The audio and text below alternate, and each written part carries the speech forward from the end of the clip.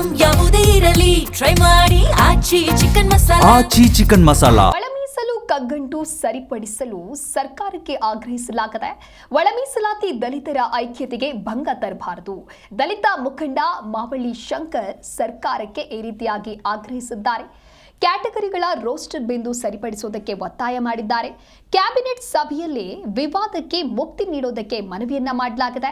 ದಲಿತರ ಒಗ್ಗಟ್ಟು ಕಾಪಾಡುವಂತಹ ನಿರ್ಧಾರವನ್ನ ಸರ್ಕಾರ ಕೈಗೊಳ್ಳಬೇಕು. ಉದ್ಯೋಗಗಳಲ್ಲಿ ದಲಿತರಿಗೆ ಒಳ ಮೀಸಲು ಕಗ್ಗಂಟು ಸರಿಪಡಿಸುವಂತೆ ಈ ರೀತಿಯಾಗಿ ಆಗ್ರಹಿಸಲಾಗಿದೆ. ಸರ್ಕಾರದಲ್ಲಿ ಆಂತರಿಕ ಕಚ್ಚಾಟ ಇದೆಯೋ ಇಲ್ವೋ, ಆದರೆ ಆಂತರಿಕವಾಗಿ ಸಮುದಾಯಗಳ ನಡುವೆ ಬಿರುಕುಂಟಾಗಿರೋದಂತೂ ಸತ್ಯ. ದಲಿತ ಚಳುವಳಿ ಆಲೋಚನೆ ನಮಗೆ ಗ್ರಹಿಸಿಕೊಟ್ಟಿರೋ ದಲಿತ ಚಳುವಳಿ ಹೇಳ್ಕೊಟ್ಟ ಪಾಠ ಏನು ಅಂದರೆ, ನಾವು ಈ 101 ಜಾತಿಯ ಸಂಬಂಧಪಟ್ಟಂಥ ಎಲ್ಲ ಜಾತಿಗಳನ್ನು ಒಳಗೊಂಡಂತೆ ಅವ್ರಿಗೆಲ್ಲರಿಗೂ ನ್ಯಾಯ ಸಿಗಬೇಕು. ಅಷ್ಟೇ ಅಲ್ಲ, ಬರೀ SC ಇದಕ್ಕೆ ಅಂತ ಅಲ್ಲ, ಇಡೀ ಸಮಾಜದಲ್ಲಿ ಯಾರೆಲ್ಲ ತುಳಿತಕ್ಕೊಳಗಾಗಿದ್ದಾರೆ, ಯಾರೆಲ್ಲ ಅನ್ಯಾಯಕ್ಕೊಳಗಾಗಿದ್ದಾರೆ, ಹಿಂದುಳಿದ ವರ್ಗ ಇರ್ಬೋದು, ಅಲ್ಪಸಂಖ್ಯಾತರು, ಅವರೆಲ್ಲರಿಗೂ ಅವ್ರವ್ರ ಪಾಲು ಅವ್ರವ್ರಿಗೆ ಸಿಕ್ಕಬೇಕು ಅಂತಕ್ಕಂಥ ತತ್ವ ಸಿದ್ಧಾಂತದ ಅಡಿಯಲ್ಲೇ ನಾವು ಕೆಲಸ ಮಾಡಿಕೊಂಡು ಇಷ್ಟು ವರ್ಷ ಬಂದಂಥವ್ರು. ಸರ್ಕಾರದಲ್ಲಿ ಆಂತರಿಕ ಕಚ್ಚಾಟ ಇದೆಯೋ ಇಲ್ವೋ, ಆದರೆ ಆಂತರಿಕವಾಗಿ ಸಮುದಾಯಗಳ ನಡುವೆ ಬಿರುಕುಂಟಾಗಿರೋದಂತೂ ಸತ್ಯ.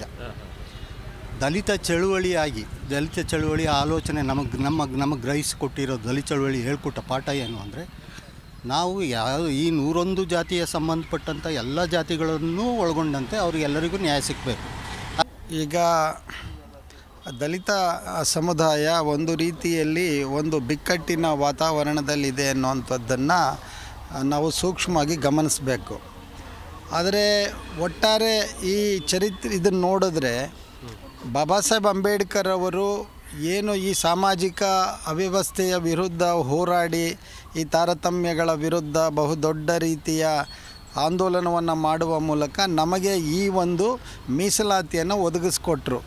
ಅವರ ಪರಿಶ್ರಮದ ಫಲನೇ ಇವತ್ತು ಮೀಸಲಾತಿ ಅನ್ನೋದು ನಾವು ಯಾರೂ ಕೂಡ ಮರಿಬಾರ್ದು. ಆದರೆ ಇವತ್ತು ಮೀಸಲಾತಿ ಅದು ಸಾಂವಿಧಾನಿಕವಾಗಿ ನಮಗೆ ಸಿಕ್ಕಿದೆ.